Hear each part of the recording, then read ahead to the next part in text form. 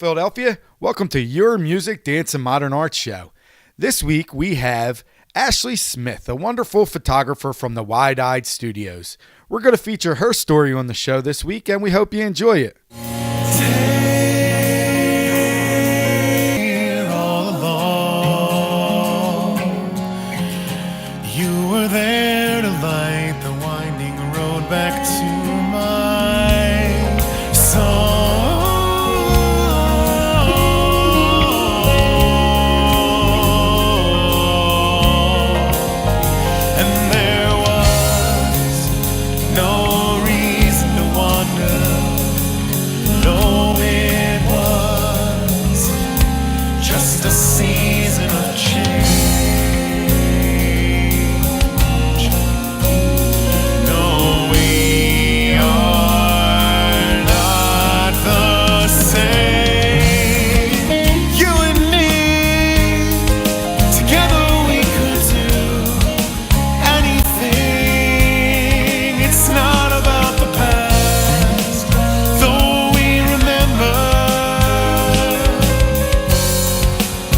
What's in store for us is better.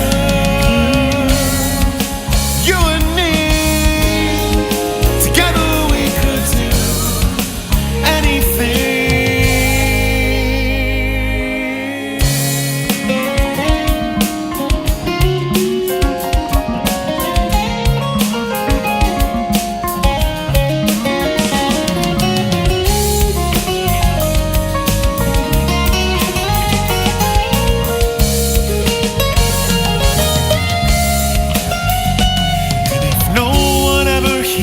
This song, but you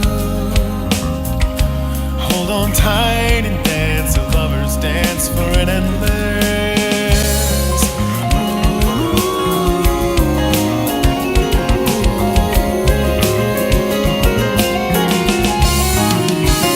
Cause your wide eyes make everything worth it, and your skin takes me back to when just a boy, when I believed that love would always mean joy. You and me, together we could do anything. It's not about the past, though we remember what's in store.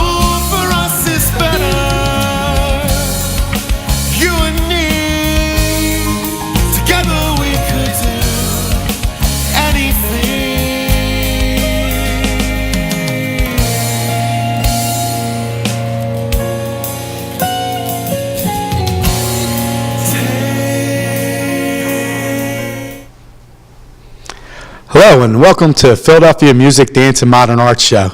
I'm your host, Ray Ray, and today I'm here with one of Philly's best photographers, Ashley Smith. Ashley, would you like to say hello? Hey guys, great to be here.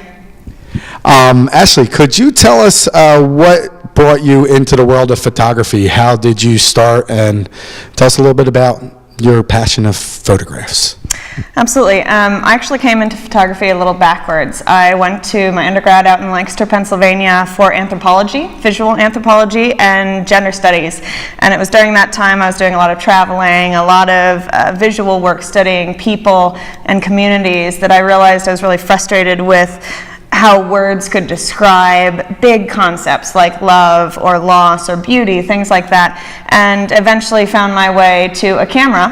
I had never taken any photography classes, and at the end of my schooling decided, hey, there's got to be a better way to go about this, and got my master's in photojournalism, which led me into the world of documenting through visual media, which ended up being right up my alley, actually, because I sort of see the world through pictures, and I wanted to make memories and express things that other people couldn't see by capturing a single moment on film. It seemed so simple, so easy, so beautiful, and eventually found my way here to Philly, where I started at an internship at a local photography studio called JPG Photography, which has been a great apprenticeship really for me. I learned about how to run a small business, how to deal with all sorts of clients, and really was able to dive into the photographic world and see what really inspired me and what really made me tick. And it was real humans and their environments and the emotions that they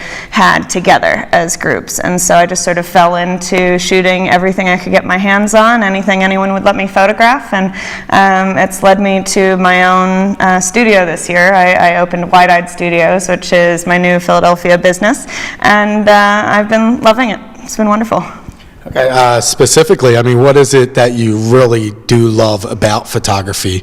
You mentioned that you like to take a still image and really make a benchmark of that time and that moment. Mm-hmm. Is there anything really that you would say that you really love? Like if you had to sum it up in words, as you said, that you know, words isn't exactly. Tough, obviously. Yeah, but you spoke very well right there. So, what do you love about your photography? I love telling a story. I love finding a way to translate a big emotion into all different cultures, like wedding photography, for instance, which is really my bread and butter right now. They're, you know, in an artist world where everything is last minute and you never really know what's coming up. Weddings you can schedule way far in advance.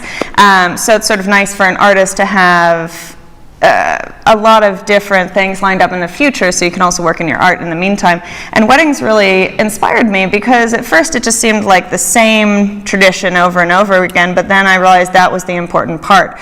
All over the world, all through time, people have fallen in love and paired up and brought their families together to create a whole new world.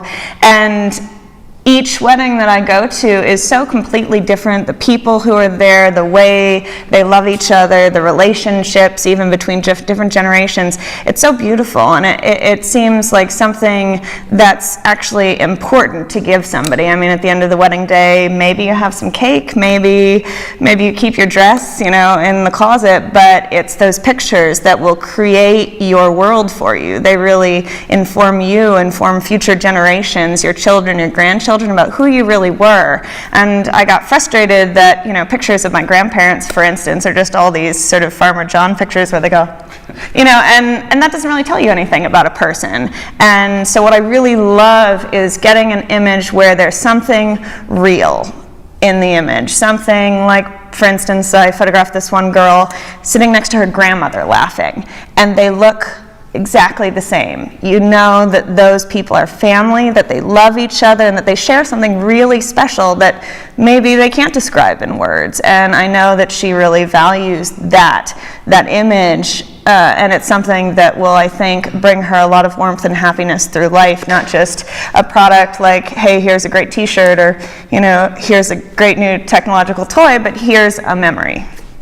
And memories are very, very valuable to all of us as human beings. I mean, you understand Absolutely. that as an anthropologist major, anyway. Yes. Do you keep in touch with any of the family still that you've met professionally? Absolutely. I actually really believe in connecting personally with people. I don't really want to be a wedding mill. I'd like to have just a few weddings every year that lead me to relationships with these people and their families and their communities, because the more people are used to the way I come in and shoot, the way I move through the room, the more comfortable they are with being real in front of me. It's quite hard to get people to forget you and yet accept you into a very private moment in their life. For instance, you know, maybe a mom is pinning the earrings on her daughter right before she goes to get married, and they both have this really important moment. No words are spoken, but maybe they just look at each other, and that look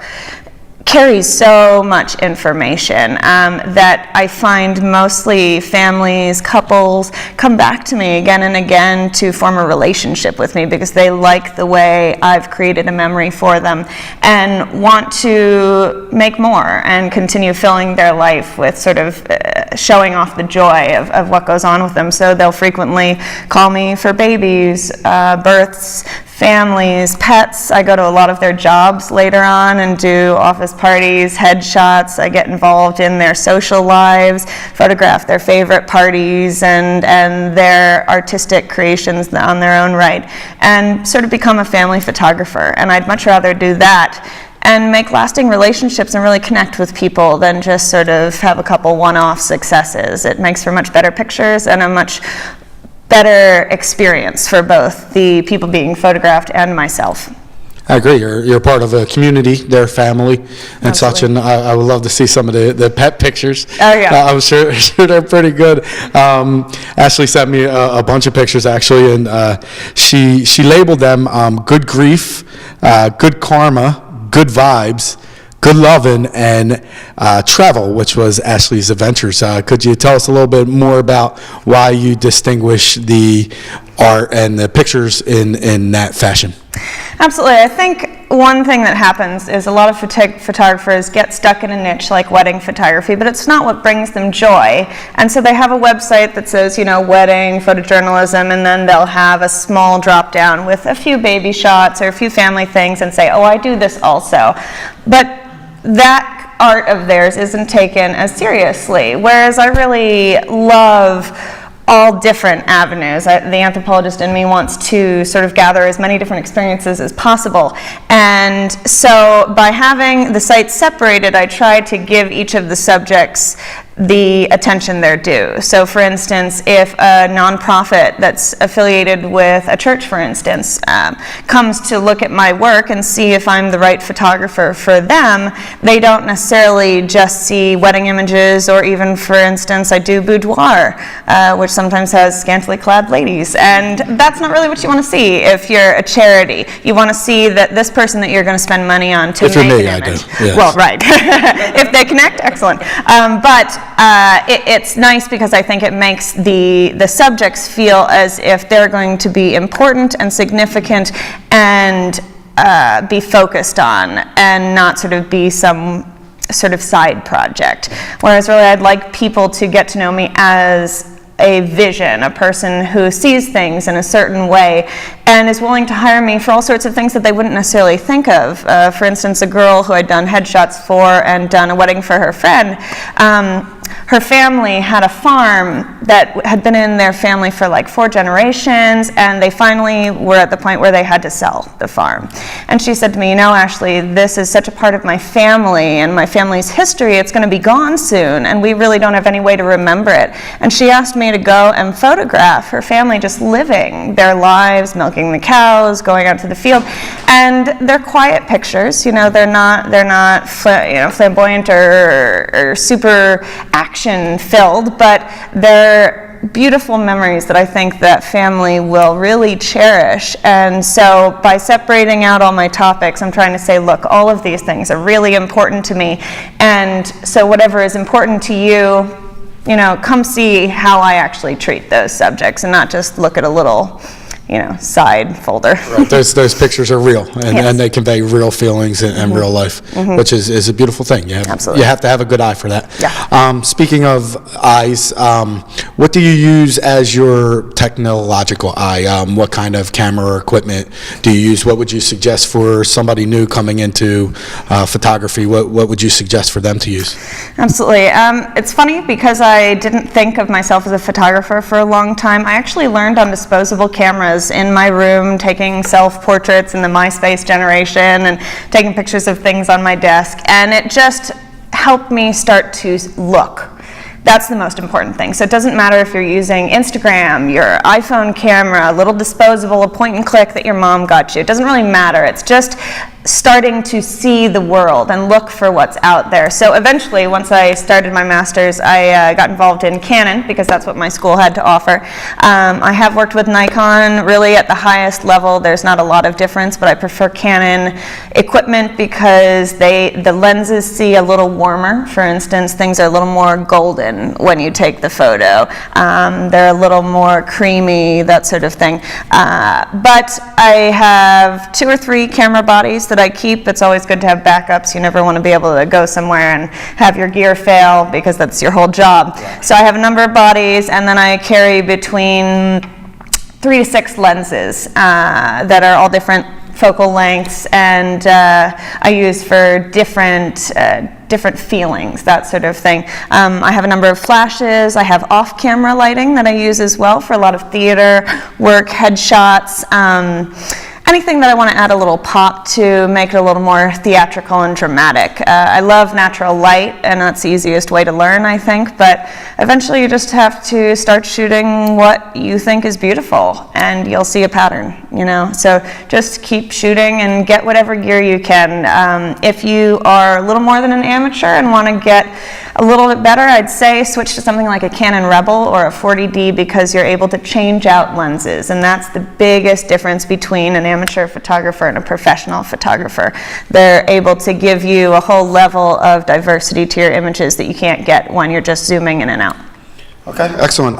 For our viewers at home, that was a great lesson for you. Just learn to develop your eye. Take pictures with whatever you have. Mm-hmm. Don't be afraid to just dive in and be creative. And also for our crew members, we were actually discussing technology a little bit earlier, the Sony, Canon, Nikon difference, and it seems like Canon's the right choice for our crew members out there who like Canon, our floor manager especially. It's always a big discussion. Okay, so you led us into the next question. Actually, you must have read my mind.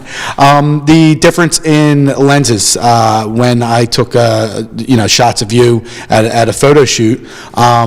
You use different lenses. What is the purpose of the lenses? You mentioned color. What other things do you use the different lenses for? Absolutely.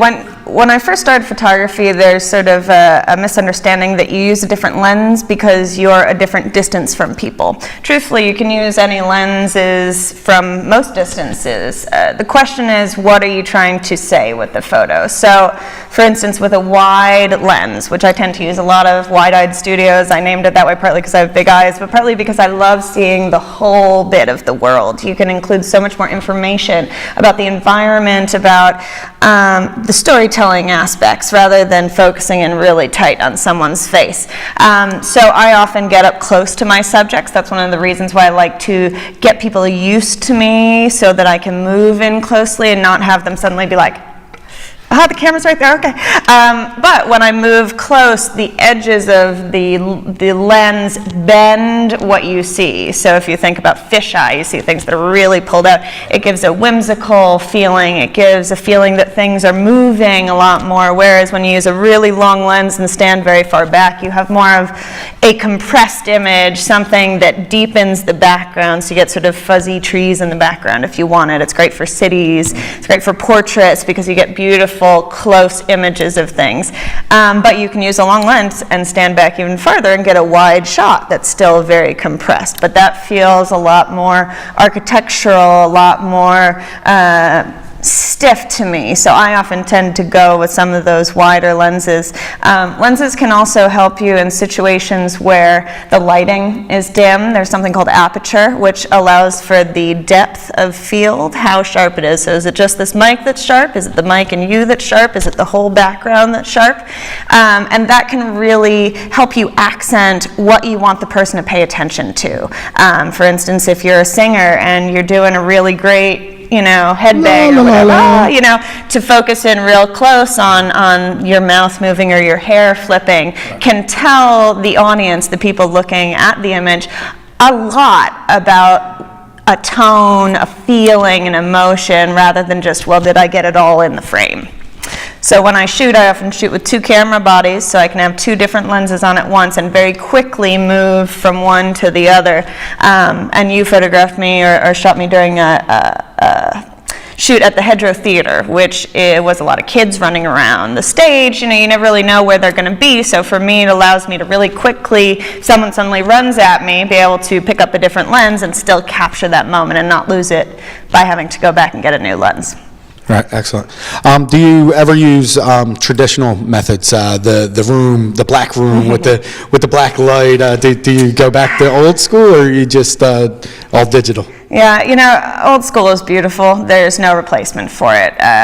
But the truth is, by the time I picked up a camera and considered it as a profession, I was already so far in my education that I really didn't have time to go backwards. And for what I wanted to do, which is not high art, I really have to be able to transmit things quickly. I can't spend a ton of money, ton of time on darkroom materials, film, if you think about even reliability at a wedding.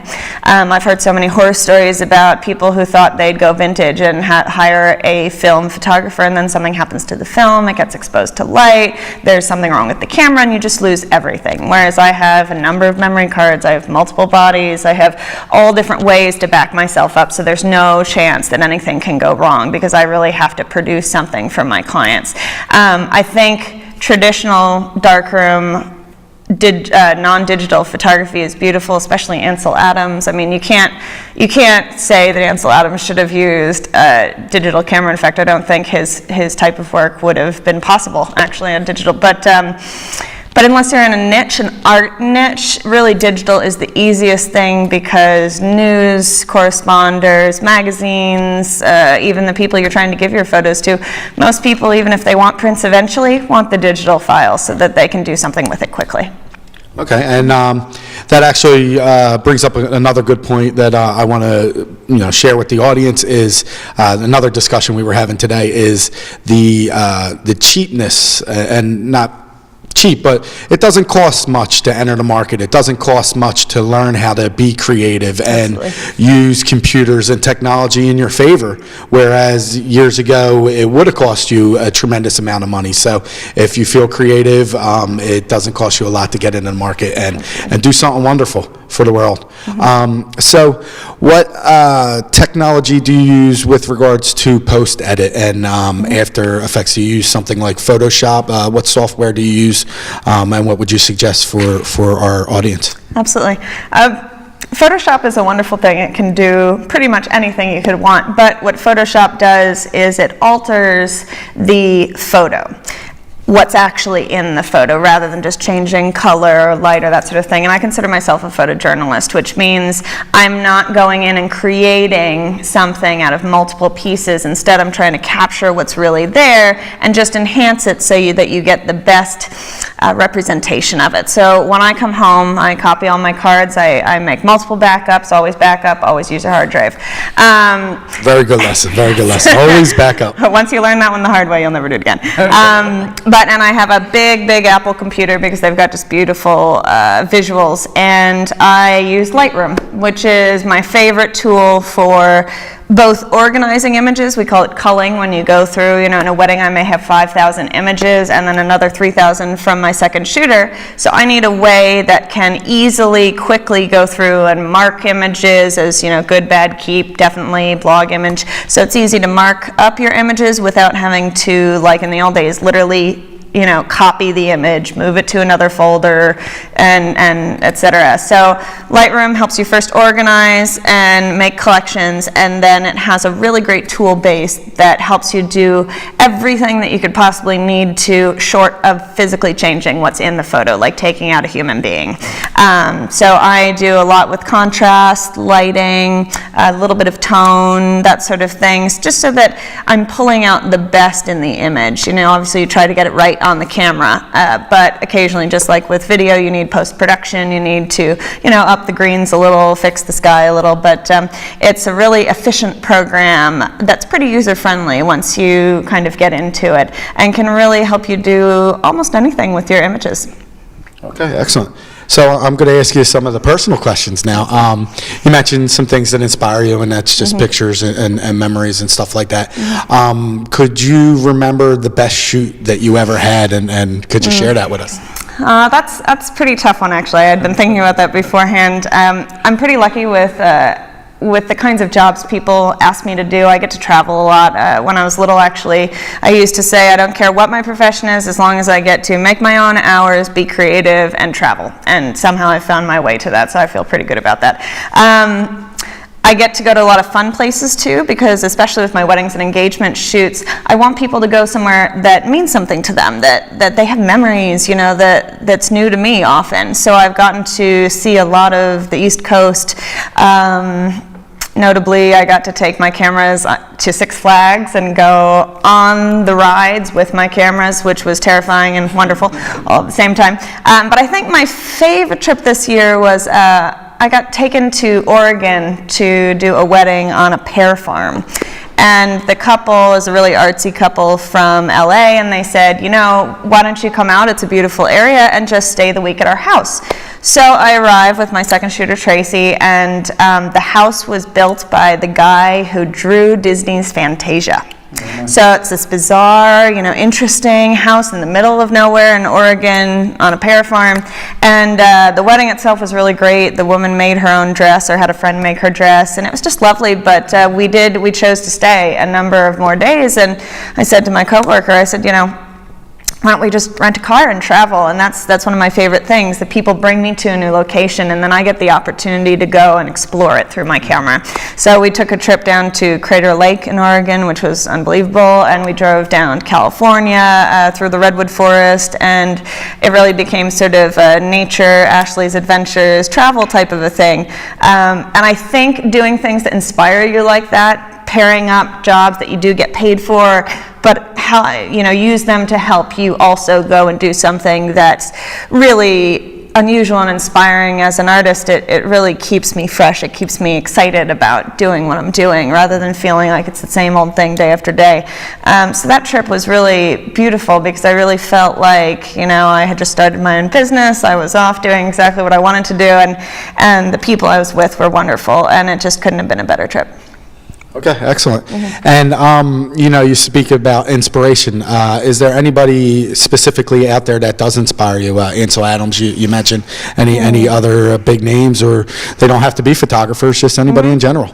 Yeah. Parents, maybe, I don't know. It's funny, because I didn't really start as a photographer. I didn't grow up looking at other photographers. If anyone, it would be Edward Curtis, who I did my undergrad thesis on. He went around in the 1900s and photographed all the Native American groups across the U.S. in these beautiful, rich portraits, and carried all this huge gear. And he was really inspiring to me, even though he kind of fudged his ethnographic duties and faked some of the photos. The fact that he said to himself, this is what I want to do. I see these people as being beautiful, and I want to make sure that we have documentation of these beautiful cultures. And spent 40 years of his life trekking around with backpacks on mules to, just to capture these little images of reality all across the U.S. I thought that was so wonderful, especially at a time when you barely had trains, taking you anywhere. So he was a big inspiration, and really, I've had a lot of artistic friends who, over the years, we've encouraged each other to go and do our own thing, and it's almost more inspirational to see the real people that I've known take steps in their own life to go do their own amazing artistic projects. And really, it's those people who inspire me a lot. Excellent, excellent. So if our audience wants to learn more about you, see some more of your pictures, get to know you, where could they find out more about you? Absolutely. I have a main site that you can go to. It's wideeyedstudios.com. You can also Google it. And when you get there, it's a launch page. So it'll take you to 4 or 5 different site options. You can go to Good Loving, Good Karma, any of those things. And those are topic sites. So for instance, Good Loving is where you can go if you're in love, frankly. Engagements, weddings, unions, boudoir, all sorts of things that have to do with that. Good Grief is children, family, pets. Good Karma is all my nonprofit photojournalism work. And Good Vibes is theater, art, headshots, music. My fiance is a musician, so I spend a lot of time in that world. And Ashley's Adventure simply is anything else that I do, because life isn't just about the things you get paid to do. It's really about the things that you need to do and need to do for yourself. And so that's sort of my forum to say, hey, this is all the rest of the stuff I do with my free time in between. I can't put my camera down. Thank you so much, Ashley Smith, for being with us today on the Philadelphia Music, Dance, and Modern Art Show. We appreciate you guys watching, and check us out next week. Thanks, guys. Bye-bye.